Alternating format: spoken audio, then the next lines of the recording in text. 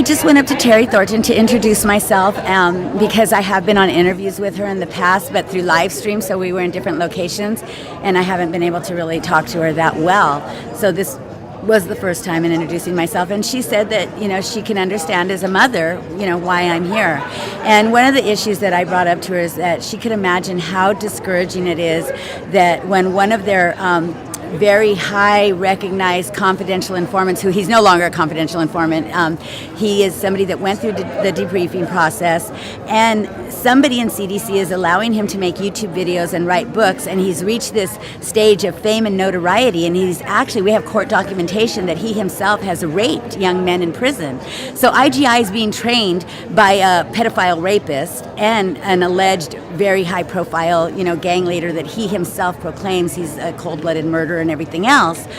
But he's allowed to make these YouTube videos degrading women to the point where he says, I know this sounds derogatory, because he degrades all the women in the prisoners' lives. He also makes broad statements, blanket allegations, saying that everybody in visiting is partaking in various in crimes. And I told her, I said, how much that bothers me, because she said this isn't, some of the statements that are being made, she feels are wrongfully made, and, without looking, she said even the dimensions are wrong because their actual cell is 7.5 by 12 feet. And so when I was telling her about the things that trouble me, she asked me to send her those links.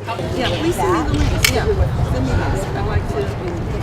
And I showed her documentations and gave her one of my folders. I showed her documentation. I said, you said they're allowed to talk to each other, but I have right here a serious rules violation report that my son was written for acknowledging another human being's presence. Simply saying, all right now, a form of hello. No gang communication in that, obviously, and he was written up, him and the other prisoner. And then I told her, I said, they're still using the same source items, which is other prisoner statements. And as long as you allow other prisoners to make statements and keep their information confidential, they're going to continue to make statements and allegations with no other source items to corroborate. And so I brought a few examples here. So she did ask for one of my folders, and I gave it to her. Well, she said she'd like to see the examples, and so I gave her one of my folders. And then she gave me one of her folders that they prepared. So,